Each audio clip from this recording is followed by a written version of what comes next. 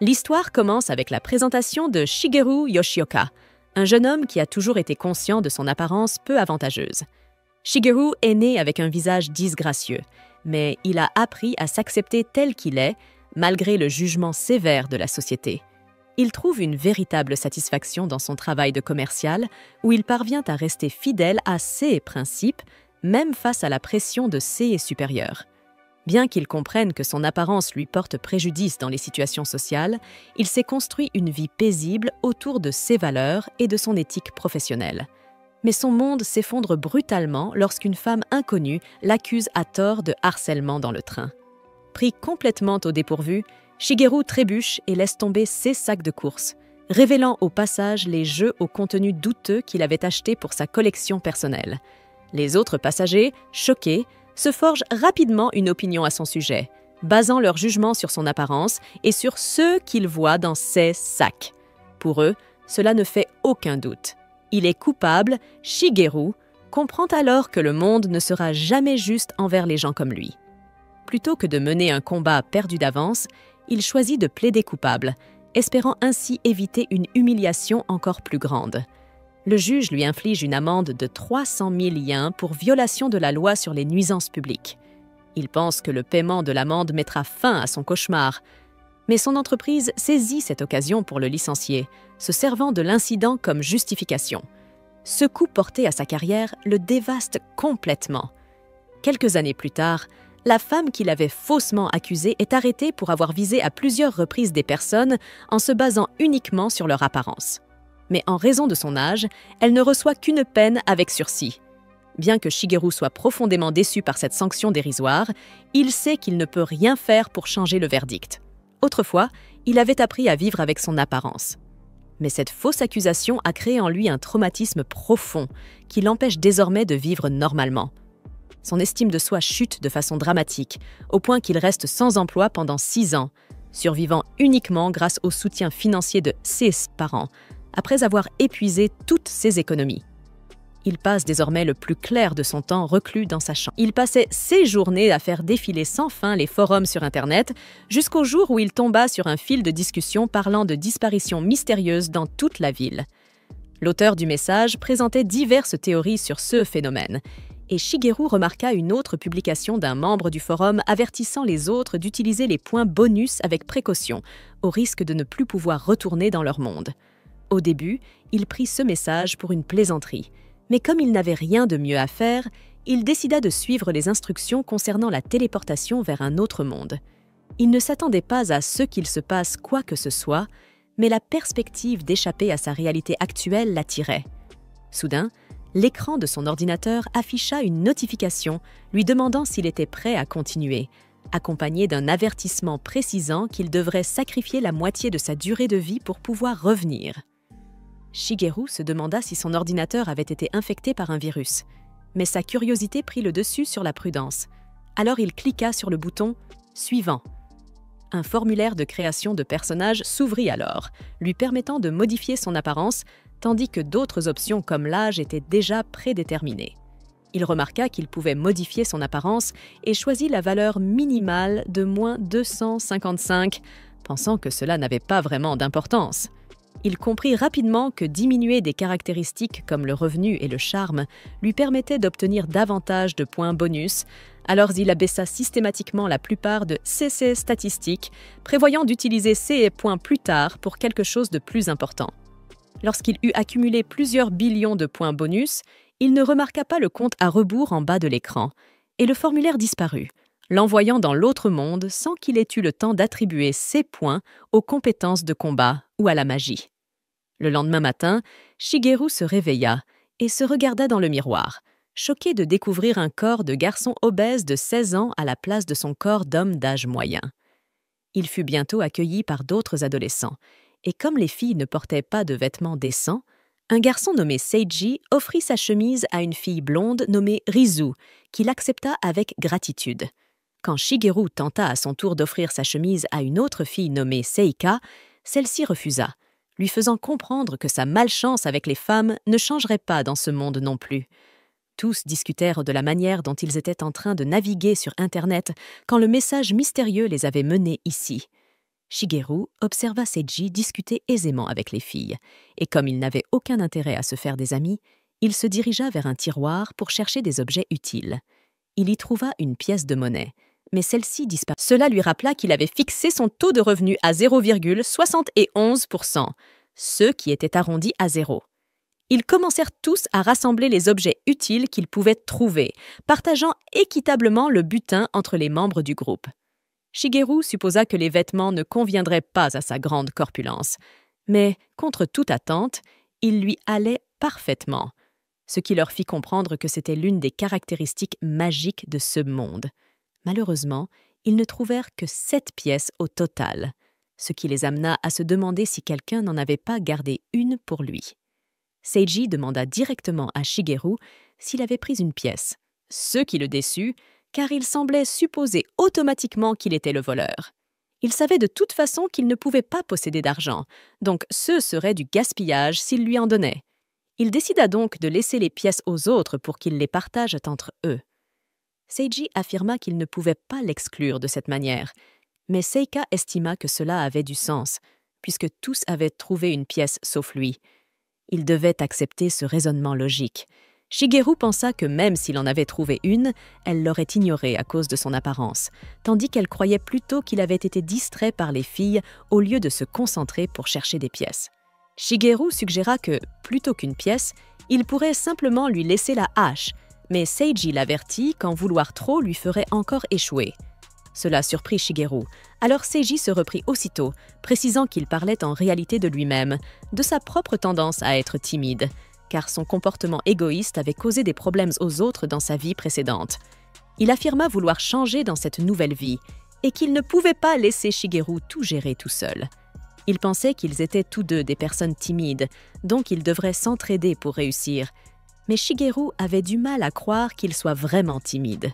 Ils jouèrent alors à pierre-papier-ciseaux pour répartir les armes, et comme il ne réussit pas à gagner, Shigeru se retrouva avec la massue.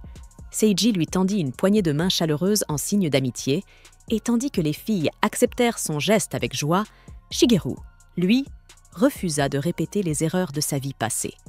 Il décida donc de faire cavalier seul dans ce nouveau monde.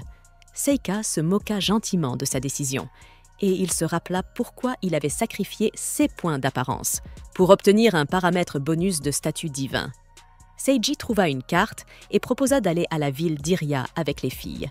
C'était l'endroit le plus proche indiqué sur la carte, alors il invita Shigeru à les accompagner, et bien qu'il acceptât leur invitation, Shigeru planifiait secrètement de les abandonner en cours de route pour suivre son propre.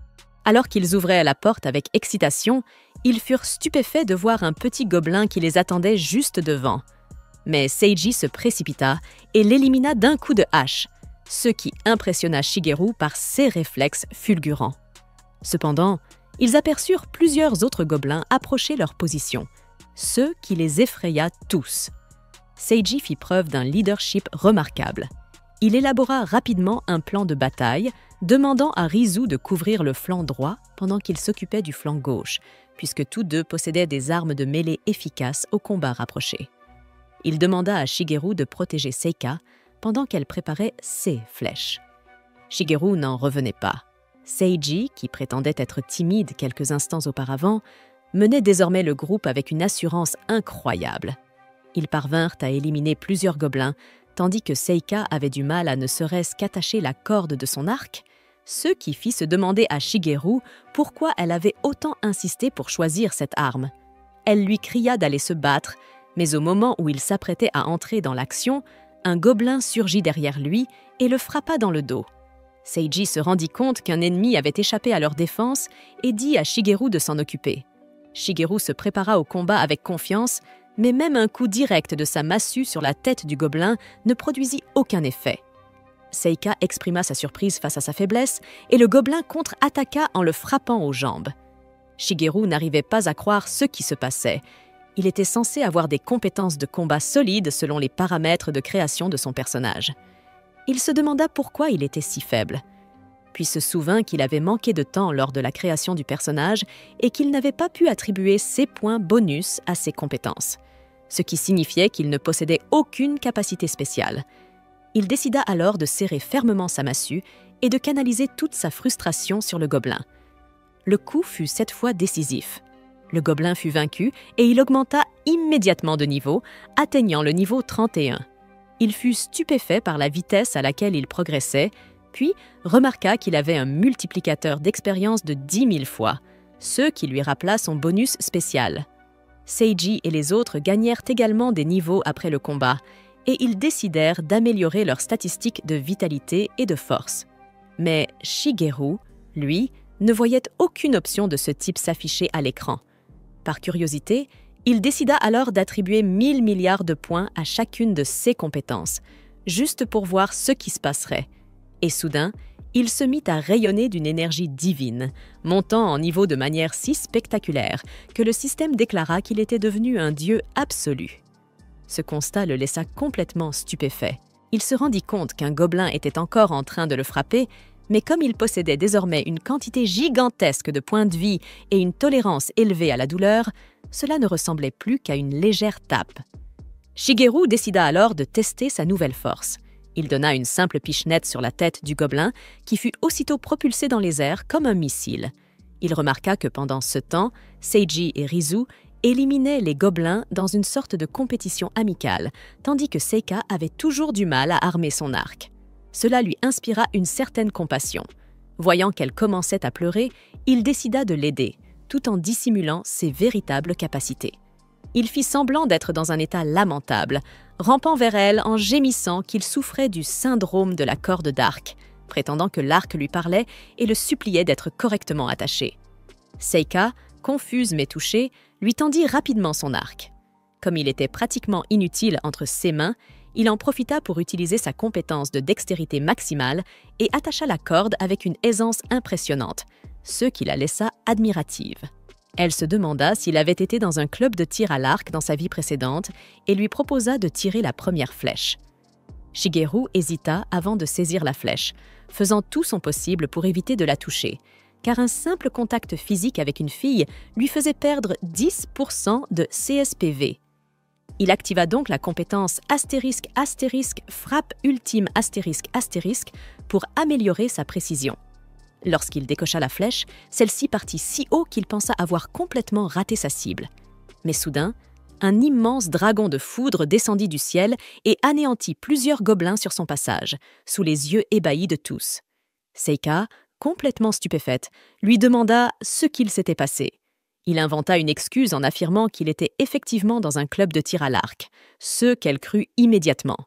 Elle proposa de s'occuper du reste des gobelins, alors il lui rendit son arc et ses flèches, car d'autres ennemis approchaient déjà. Seiji lui demanda de les couvrir, mais elle se mit à tirer ses flèches de manière aléatoire, celles-ci passant au-dessus des têtes des gobelins sans jamais les atteindre. Seiji comprit alors qu'ils allaient devoir gérer la situation eux-mêmes. Seika, déçue de ne pas avoir pu les aider efficacement, se retrouva rapidement à court de flèches. Shigeru décida alors d'en fabriquer de nouvelles pour elle. Il utilisa sa compétence d'artisanat pour créer des flèches en un instant, prétendant qu'elles venaient de tomber juste à côté. Mais Seika répéta la même erreur. Elle se mit à tirer de manière imprudente, ratant toutes ses cibles à nouveau. Shigeru pensa que c'était désespéré, mais heureusement, Seiji et Rizu parvinrent à éliminer les derniers gobelins restants, ce qui soulagea tout le groupe. Ils allaient enfin pouvoir reprendre leur voyage, et Shigeru décida de rester avec eux jusqu'à ce qu'ils atteignent leur destination. Quelques heures plus tard, le groupe arriva enfin à la ville en suivant les indications de la carte. Ils remarquèrent immédiatement un restaurant, ce qui les remplit de joie. Il y avait de la restauration rapide familière même dans ce monde. Tandis que tout le monde entrait avec enthousiasme, Shigeru, lui, décida de s'éloigner, pensant qu'il devait préserver son mode de vie solitaire. Il se retrouva bientôt près d'une fontaine où la faim commençait à se faire sentir. Il aperçut un chat et se dit qu'ils étaient tous les deux seuls au monde. Il voulut le caresser, mais s'arrêta brusquement, se rappelant que si c'était une femelle, il perdrait 10% de ses PV chaque seconde à cause de sa statistique de charme réduite. Soudain, Seika apparut près de la fontaine, ce qui le fit sursauter et tomber dans l'eau. Gênée, elle lui tendit un hamburger, disant que c'était un petit geste pour le remercier de lui avoir attaché la corde de son arc, ce qui le surprit. Elle était bien plus attentionnée et observatrice qu'il ne le pensait. Son estomac grogna bruyamment, et elle comprit aussitôt qu'il était pauvre et ne pouvait pas s'acheter à manger. Il n'aimait pas qu'elle dise qu'il était pauvre, mais il ne pouvait pas non plus refuser un hamburger aussi appétissant. Cependant, en prenant le sandwich, il toucha accidentellement son doigt. Ce simple contact provoqua une décharge électrique qui réduisit SCPV, et le burger vola droit contre le mur. Shigeru réalisa qu'il venait de subir 50,8 billions de dégâts à cause de ce contact furtif. Mais alors qu'il essayait encore de comprendre l'ampleur de sa perte, il vit que Seika pleurait, pensant qu'il avait rejeté son cadeau. Il décida alors d'utiliser ses compétences de communication d'entreprise acquises dans son ancienne vie et lui dit qu'elle était tellement belle que ses mains en tremblaient, mais qu'il accepterait volontiers de manger ce hamburger. Touché, Seika lui donna alors son propre burger, tout en s'excusant de l'avoir rendu si nerveux. Il comprit que c'était son propre déjeuner, mais elle le rassura en lui disant que ce n'était rien, car elle était riche. Et puis, ajouta-t-elle, il l'avait déjà aidée en attachant la corde de son arc et en lui fournissant secrètement des flèches. Ce qui surprit Shigeru. Elle avait remarqué ses gestes discrets. Shigeru mangea le hamburger avec bonheur et se dit qu'il lui devait une vraie dette de gratitude. Jusqu'à ce qu'il puisse la rembourser correctement, il resterait avec le groupe et mettrait de côté, pour l'instant, son idée de faire cavalier. Seika se rend à la boutique d'armurerie et d'armes avec Shigeru. Elle demande au vendeur 100 flèches, ce qui l'étonne un peu, car il remarque que son carquois est déjà plein. Mais bon, Seika gaspille son argent sans compter, vu qu'elle est riche, tandis que Shigeru le regrette intérieurement, se demandant combien il aurait pu gagner s'il avait fabriqué les flèches pour elle grâce à sa compétence cheatée. Seika demande alors à Shigeru s'il compte acheter quelque chose, mais répond elle-même avant qu'il puisse ouvrir la bouche, disant qu'il ne peut probablement pas puisqu'il est fauché. À ce moment-là, Seiji et Rizu les rejoignent, expliquant qu'ils étaient partis chercher un endroit où passer la nuit et qu'ils ont trouvé une auberge plutôt sympa. Seika est ravi d'apprendre la nouvelle, contrairement à Shigeru. Il annonce au groupe qu'il préfère vivre l'expérience de la rue en dormant dans un parc. Personne ne réagit, car tout le monde sait qu'il est réellement fauché. Seika propose alors de payer sa chambre et devient presque émotive, lui disant qu'il ne devrait pas refuser une offre aussi généreuse. Elle insiste pour qu'il considère cela comme un cadeau de sa part. Sans attendre sa réponse, elle lui attrape le bras, par-dessus ses vêtements, et commence à le tirer vers l'auberge. Fait surprenant, Shigeru ne subit pas de dégâts vitaux, ce qui laisse penser qu'il ne peut être blessé par un contact féminin tant qu'il est habillé. Cela dit, il se sent un peu mal à l'aise de suivre cette fille aussi belle et innocente alors qu'il a l'impression de ressembler à un gorille. Plus tard, à l'auberge, quelque chose tracasse Seiji, la quantité d'argent qu'il possède. Shigeru pense à la même chose et se demande comment il pourra un jour s'en sortir financièrement alors que ses revenus sont constamment réduits à 0,001%. Mais à vrai dire, ce qu'il devrait vraiment craindre, c'est de savoir si le lit est capable de supporter son poids. Quoi qu'il en soit, Shigeru commence à fouiller dans sa longue liste de compétences dans le menu du système, à la recherche d'une faille qui pourrait l'aider à gagner un peu d'argent. Le lendemain matin, il achète une tonne de nourriture pour Seiji, Rizu et Seika, preuve qu'il a bel et bien trouvé un moyen de se faire de l'argent. Seiji lui demande d'où vient tout cet argent, et Shigeru répond simplement qu'il l'a reçu en cadeau d'une personne bienveillante. Mais il ne leur faut pas longtemps pour comprendre que ce gars est tout bonnement sorti tôt le matin pour mendier dans la rue. Seika, particulièrement choquée, lui dit alors qu'il ne devrait jamais mendier, même s'il est pauvre. Elle lui assure que s'il se retrouve en difficulté financière, il peut toujours venir la voir et qu'elle l'aidera, parce qu'elle est ultra riche. Shigeru promet de le faire, et pour l'instant, leur dit simplement de profiter de toute la nourriture qu'il leur a apportée. En réalité, il révèle au lecteur qu'il n'a pas du tout mendié. Il a trouvé une faille dans le système en utilisant le troc. D'abord, il a fabriqué des flèches grâce à sa compétence cheatée, puis les a vendues à prix cassé au propriétaire de l'armurerie, à une seule condition, qu'il le paie uniquement en biens et non en argent. Comme sa statistique spéciale ne réduit que l'argent, le troc de nourriture ou d'objets fonctionne parfaitement. Quoi qu'il en soit, Shigeru a maintenant remboursé sa dette envers Seika et peut enfin envisager de quitter ce groupe une bonne fois pour toutes.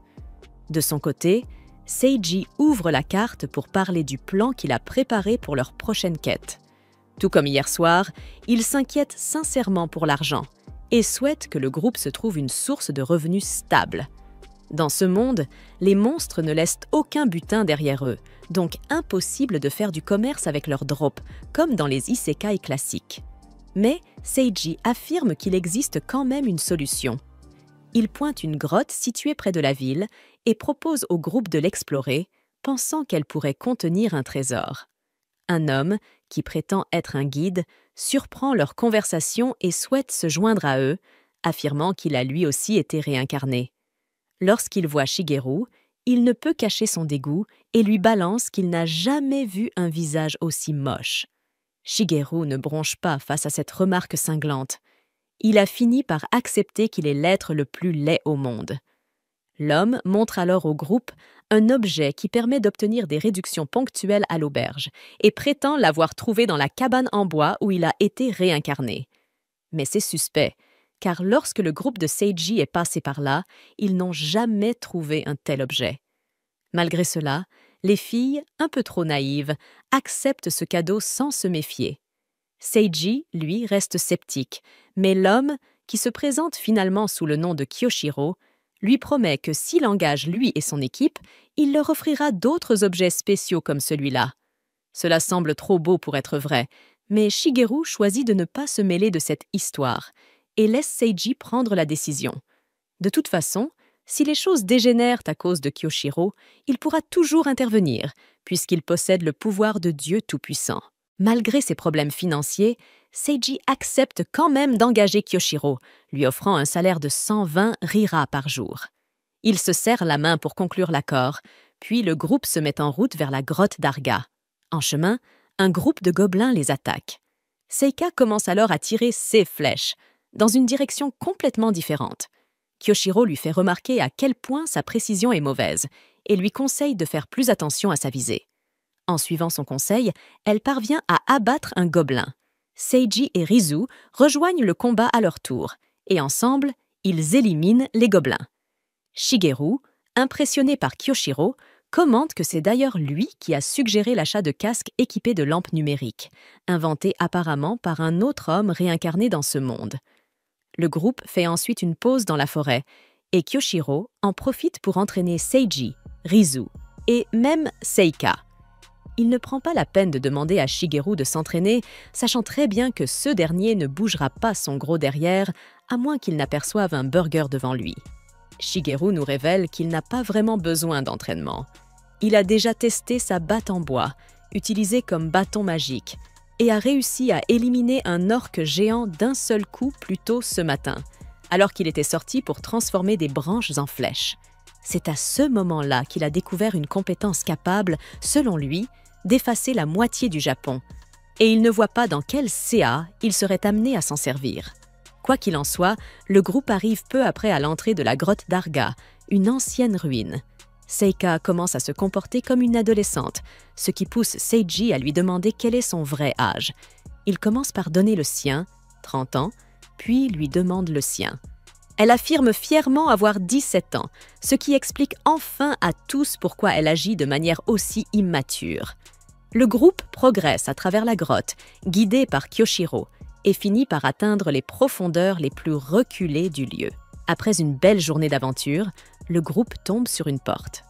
Comme la journée s'est déroulée à merveille, Seika se sent le courage de continuer le combat. Elle se précipite donc vers la porte et tente de l'ouvrir. Kyoshiro l'arrête aussitôt. Il salue son courage depuis leur arrivée ici, mais lui demande quel est son niveau. Quand elle répond qu'elle est au niveau 3, il la décourage immédiatement, lui expliquant que si elle entre dans cette pièce, la salle du maître, elle mourra dès qu'elle ouvrira la porte.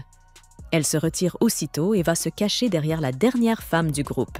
Shigeru, quant à lui, observe la porte, se demandant si elle abrite vraiment le sous-chef du donjon. Étant donné sa puissance, affronter le sous-chef ne serait pas un problème pour lui. Mais comme il ne souhaite pas révéler ses capacités, il choisit de reculer. Seiji remercie sincèrement Kyoshiro de les avoir guidés jusque-là. Il admet que sans lui, il serait mort depuis bien longtemps.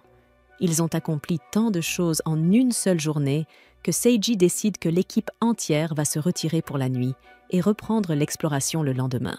Cependant, avant de partir, Kyoshiro leur parle d'un endroit que tous les aventuriers de passage doivent absolument visiter avant de quitter les lieux. Il les y emmène. En chemin, il lui demande s'il en est le créateur, mais il répond que non. Il leur explique qu'un autre réincarné a construit cet endroit et que tous les réincarnés y viennent pour se détendre après leurs aventures. Il leur assure qu'il s'agit d'une zone sûre, un lieu où aucun mal ne peut leur arriver tant qu'ils y sont. Mais Shigeru sait pertinemment que ce n'est qu'un mensonge. Grâce à ses pouvoirs, il a découvert qu'il n'existe aucun endroit, dans un rayon de 200 km, qui puisse être considéré comme sûr pour les humains. Cependant, il ne voit pas encore l'intérêt de le contredire, alors il garde le silence. En entrant dans la pièce, il remarque plusieurs boissons disposées un peu partout. Très vite, il se rend compte qu'elles sont empoisonnées. Il comprend cependant qu'il ne s'agit que de somnifères. Comme ces pilules n'ont aucun effet sur lui, il décide de laisser Seiji prendre les devants. Kyoshiro leur propose un verre, les invitant à célébrer leur belle journée. Mais Seiji s'excuse et refuse poliment l'offre.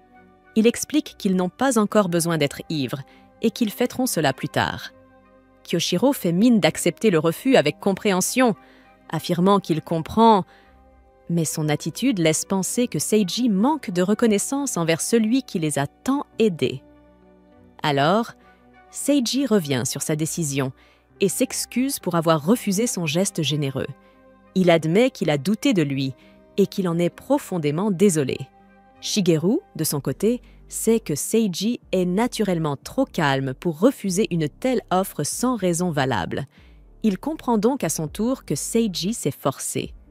Finalement, tout le monde s'assoit pour partager un bon verre. Alors qu'ils boivent tous, Shigeru prend la décision de retarder les effets du poison en engageant la conversation. Il cherche un sujet intéressant et leur demande ce qu'ils faisaient dans leur ancienne vie, avant de se retrouver dans ce monde. Mais la question tombe mal. Chacun d'entre eux est venu ici justement pour fuir la réalité. Il retire aussitôt sa question, mais Seiji, lui, souhaite parler de sa vie d'avant. Il se lance donc. Dans sa vie précédente, Seiji était fatigué de la vie et de l'école, alors il avait décidé d'ouvrir sa propre entreprise. Quand il en mentionne le nom, Shigeru le reconnaît aussitôt. Seiji raconte qu'au moment du lancement, un homme était venu lui vendre une machine très coûteuse. Il n'avait pas les moyens, alors il avait tenté de négocier. Cet homme, qu'il appelle Monsieur I, n'était autre que Shigeru. Monsieur I lui avait promis qu'il le ferait sourire et lui avait donné un conseil. Même en tant que PDG, il fallait savoir faire des pauses. Seiji avait suivi ce conseil, laissant son équipe gérer l'entreprise à sa place. Grâce à cela, sa société avait prospéré et fini par entrer en bourse. Mais tout s'était effondré après un accident survenu alors qu'il travaillait sur une intelligence artificielle. Seiji avait laissé la société faire faillite. Il avoue qu'il n'a jamais pu exprimer sa reconnaissance à Monsieur I et jure qu'ici, dans ce nouveau monde, il protégera ses amis et fera en sorte qu'il ne leur arrive rien. Il révèle alors que Monsieur Ichi s'appelait en réalité Shigeru, puis lui demande quel est son deuxième prénom. Mais avant que Shigeru ne puisse répondre, le poison fait effet et tout le monde s'endort. Kyoshiro revient, accompagné de son équipe. Il pense que tous dorment profondément, mais Shigeru, lui, est toujours réveillé. En voyant son corps massif, il s'exclame qu'ils vont le faire griller, car il est bien dodu. Mais Shigeru voit là une occasion en or, une chance de montrer au monde ce dont il est capable, juste au moment où il s'apprête à contre-attaquer. Seiji lutte pour se relever, insistant sur le fait qu'ils ne doivent pas toucher à ses amis. Il menace de les tuer s'ils osent leur faire du mal, mais ses ennemis éclatent de rire. Il est bien trop faible pour faire quoi que ce soit, et dans cette situation, il n'a aucun moyen d'agir. Kyoshiro lui dit qu'il a perdu au moment même où il a choisi de lui faire confiance. L'un des hommes repousse Seiji violemment, mais Kyoshiro insiste. Ils ne doivent rien faire d'autre que les égratigner, car ils comptent les vendre. Seiji proteste, accusant Kyoshiro d'être un monstre sans cœur, enlevant des gens qui ont été réincarnés pour avoir une seconde chance dans la vie. Mais Kyoshiro rit et répond que tous ceux qui sont venus dans ce monde sont juste des perdants qui ont voulu fuir la réalité. De son côté, Shigeru attend que Seiji s'éloigne suffisamment pour pouvoir utiliser ses pouvoirs. Comme il ne les contrôle pas encore complètement, s'il les déclenche maintenant, il risquerait de blesser Seiji en même temps. Heureusement, Seiji parvient à repousser les ennemis, et Shigeru voit là une occasion parfaite pour intervenir. Il bondit et attaque. Il utilise le « saut du cochon », la technique la plus sûre dans cet espace restreint. Et grâce à son poids, l'impact est dévastateur. Seiji le supplie de s'enfuir car il ne veut pas que Shigeru soit blessé. Kyoshiro, voyant que le saut de Shigeru a un effet réel, ordonne à ses hommes de s'en prendre d'abord au cochon. Alors que tous concentrent leur attention sur lui, la main de Seiji commence à briller d'une intense lumière. Il attire à nouveau leur attention sur lui et déclare qu'il va tous les vaincre en un seul coup. Ils n'ont jamais vu une magie pareille. Ils lui demandent d'où elle vient. Seiji explique que, lorsqu'il avait demandé ses points bonus, il avait précisé qu'ils devraient lui être retirés s'il n'était pas capable de protéger ses amis. C'est ainsi qu'il a obtenu une compétence qui ne s'active que lorsqu'il doit protéger ceux qu'il aime, et il a utilisé tous ses points bonus pour l'obtenir. Le prix à payer, chaque fois qu'il l'utilise, sa main devient rouge. Pour Shigeru, c'est une décision complètement irréfléchie. Pourquoi avoir pris uniquement une compétence offensive sans protection? Alors, Shigeru se propose de devenir sa défense. Les ennemis, eux, ont déjà un plan. Briser la main de Seiji pour l'empêcher d'utiliser son pouvoir à nouveau. Seiji active le reste de son pouvoir.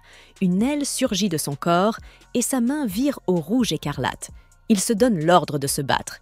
Et Shigeru, les yeux fixés sur lui, se demande comment ce combat va bien. Seiji se lance dans un monologue gênant que personne n'a envie d'entendre, déclarant que ses cris intérieurs ont réveillé une autre personnalité qui dormait en lui. Et maintenant que cette entité s'est éveillée, son troisième œil s'est ouvert lui aussi. Le voilà donc sous le nom du héros ailé du malaise. Astérisque Aldin Astérisque, prêt à livrer sa toute première bataille en tant que protagoniste principal, tandis que Shigeru, depuis la ligne de touche, ne peut que se demander ce qu'il est en train de se passer sérieusement. Comme tout héros cliché d'anime, Seiji annonce bruyamment la technique qu'il va utiliser. Mais Kyoshiro et sa bande de mercenaires ne savent même pas comment réagir. Ils ne connaissent aucune de ses attaques. De toute façon, pour une raison obscure, Seiji s'arrête au milieu de son coup de poing, laissant tout le monde se demander quel est le projet de ce type. Kyoshiro lui pose justement la question, et Seiji répond que ce n'est pas à lui de rendre justice, mais à la loi. C'est pour cela qu'il s'est arrêté, alors qu'il aurait pu facilement le punir. Déclarant qu'il offre à tout le monde ici une chance de se racheter, Seiji ordonne à Kyoshiro de se repentir de ses crimes et de se livrer à la justice. Franchement, ce gars est un idiot complet. Même le plus débile de ses ennemis a compris ça. Kyoshiro fait semblant de se rendre, et dès que Seiji baisse sa garde comme un débutant, il attaque. Heureusement, Shigeru intervient avec ses réflexes de cochon et se prend des coups de tous les côtés pour ne pas avoir gardé son gros derrière à l'écart du combat. Shigeru, bien sûr, ne ressent rien du tout et commence à se curer le nez. Puis, sans que personne ne s'en rende compte, il balance une crotte de nez qui finit par casser un mur. Avant que quiconque ne comprenne ce qui vient de se passer, Shigeru accuse Seiji d'être responsable. Et face à la puissance destructrice qu'il pense que Seiji possède, Kyoshiro et sa bande baissent vraiment les bras cette fois. Kyoshiro éclate en larmes, promettant à Seiji qu'ils ne feront plus jamais de mal à personne et qu'ils vont se livrer aux autorités. Shigeru, bien décidé à pousser le malaise jusqu'au bout, les fait se mettre tous en ligne. Puis il demande à Seiji, ou plutôt à Aldin, de les fouetter avec son fouet de l'amour, arguant que CS criminels doivent ressentir la douleur et la souffrance du peuple. Mais Aldin redevient Seiji, car sa colère s'est dissipée. Et puis, il ne veut pas utiliser le fouet de l'amour sous l'emprise de la colère. Il préfère se souvenir de sa main qui frappera les mercenaires et de la douleur qu'ils ressentiront, affirmant que c'est ça, l'amour, avant de leur coller une baffe à chacun, en pleine figure.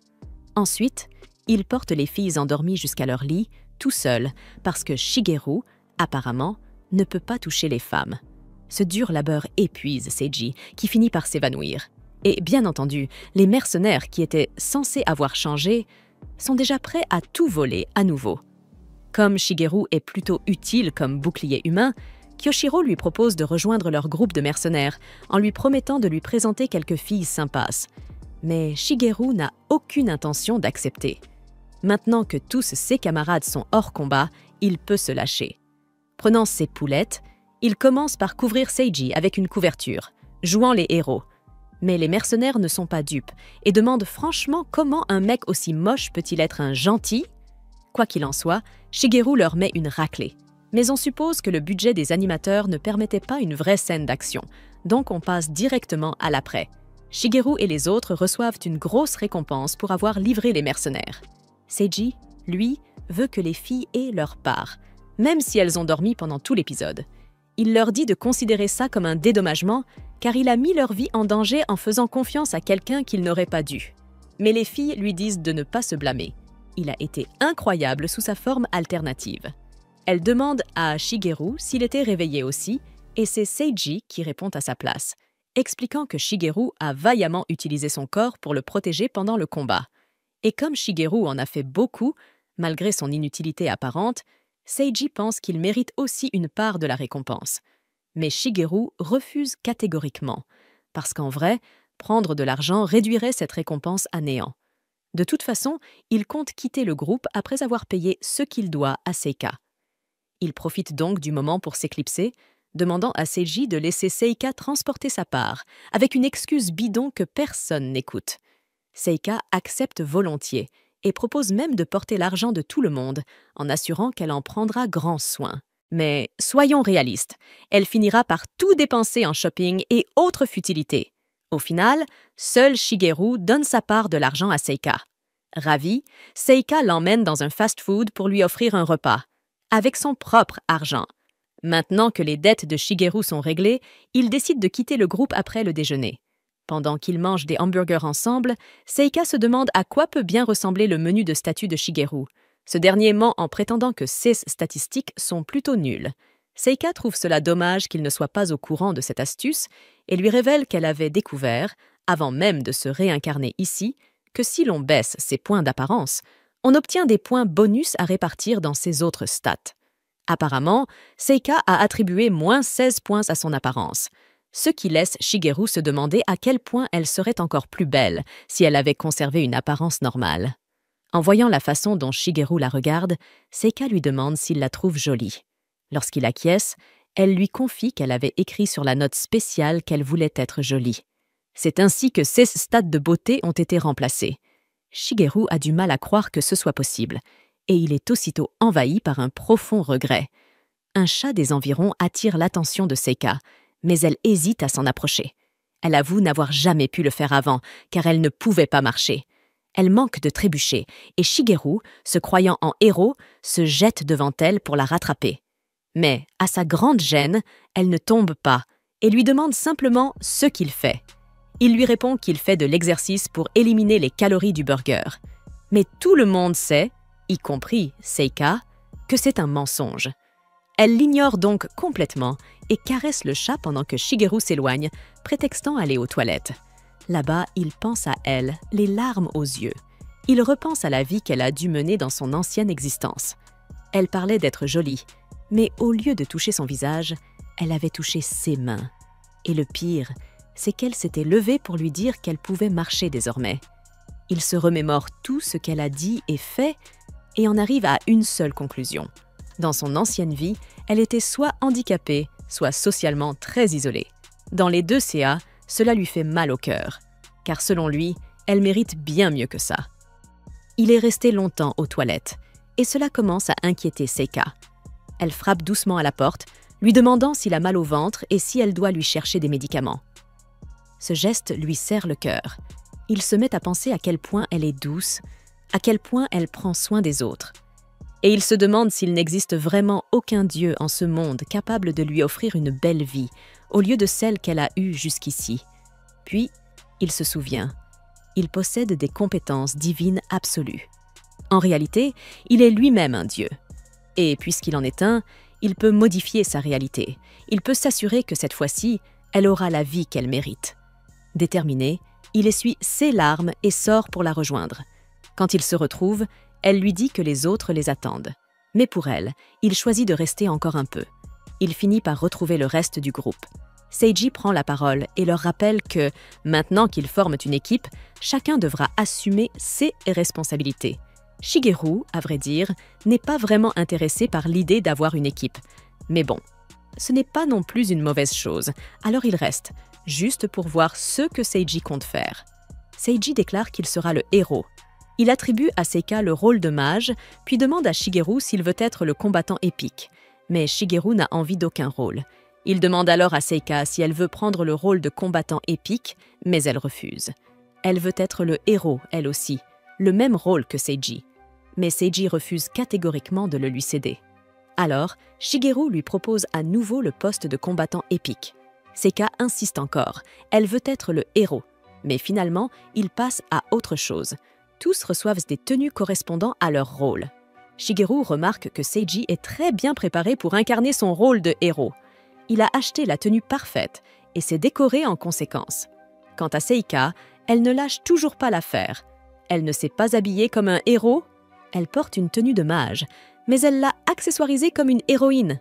Finalement, leur équipe est composée de un chasseur, un héros, une mage et un combattant épique. Seiji les réunit pour leur annoncer leur première mission. Ils doivent se rendre dans la principauté de Valeria. Mais avant ça, il pose une règle claire. Personne n'a le droit de dépenser plus de 3 rira en collation. Cette règle attriste immédiatement Seika, qui comprend qu'elle ne pourra pas acheter ses friandises. Après la réunion, Seika s'approche de la seule autre fille du groupe. Et pour la première fois, elle lui adresse la parole. Shigeru est heureux de voir que Seika fait un effort pour être sociable. Elle propose à l'autre fille de jouer à la corde à sauter. La fille accepte et part se changer. Pendant qu'elle s'absente, Shigeru repense au moment où Seika a décidé d'acheter cette corde à sauter. Quand ils étaient allés choisir leurs armes, Seika les avait toutes regardées. Mais aucune ne lui plaisait. Puis, elle était tombée sur cette corde à sauter, et elle en était immédiatement tombée amoureuse. Le vendeur avait cru qu'elle était une experte en arts martiaux, d'où son choix de corde. Il l'avait d'ailleurs mise en garde. Elle devait être prudente avec cet objet. En quittant la boutique, Shigeru lui avait demandé si elle savait l'utiliser. Comme elle avait répondu non, il avait décidé de lui apprendre. Il l'avait emmenée dans un endroit sûr et lui avait montré comment sauter. Il avait sauté très haut dans les airs, si léger que Seika en avait été stupéfaite. Il l'avait alors encouragée à essayer à son tour. Et quand elle y était parvenue, elle s'était sentie parfaite. Elle lui avait ensuite confié qu'elle voulait parler à l'autre fille et apprendre à sauter à la corde avec elle. Elle s'était plainte de ne même pas connaître son nom et avait dit vouloir devenir son amie. Shigeru avait trouvé que c'était une excellente idée et l'avait encouragée. C'est précisément pour ça qu'ils sont là maintenant. Shigeru se cache derrière elle et les observe discrètement pendant qu'elle saute à la corde. Une fois Seika terminée, elle tend la corde à l'autre fille. Quand celle-ci commence à l'utiliser, Seika lui demande comment elle s'appelle. Mais la jeune fille devient toute rouge. Seika comprend qu'elle ne veut pas dire son vrai nom, ce qui est compréhensible puisqu'ils sont tous venus ici pour fuir leur ancien monde. Alors, Seika lui propose un nouveau prénom, Leeds. La fille l'accepte avec un grand sourire, puis s'envole très haut dans le ciel. Elle vole si haut que Shigeru se demande quel est son pouvoir. Il se souvient qu'elle n'avait même pas été blessée lors de leur dernier combat. Les villageois, fascinés, la regardent voler avec admiration. Ils l'acclament et plusieurs groupes d'aventuriers l'invitent à rejoindre leur équipe. Pris dans l'euphorie, Leeds oublie complètement Seika. Seika l'appelle plusieurs fois, mais n'obtient aucune réponse. Alors, elle se met à pleurer. Shigeru s'approche pour la réconforter, mais les villageois le traitent de laid et menacent d'appeler la sécurité. C'est Leeds qui intervient, affirmant qu'ils font partie de la même équipe. Elle court jusqu'à Seika, mais Shigeru la réprimande. Il lui dit que quand une fille aussi mignonne t'appelle, on ne l'ignore pas. Ils rentrent tous chez eux, et peu à peu, Seika se calme. Dans sa chambre, elle découvre une lettre laissée par Leeds, s'excusant sincèrement de l'avoir ignorée. Une fois Seika partie, Leeds va trouver Shigeru. Elle l'emmène dans une pièce, s'incline profondément et lui demande pardon. Shigeru, troublé, lui demande pourquoi. C'est alors qu'elle révèle qu'elle sait que Shigeru est Monsieur Y. Mais comment a-t-elle découvert cela? Et surtout, comment peut-elle le connaître?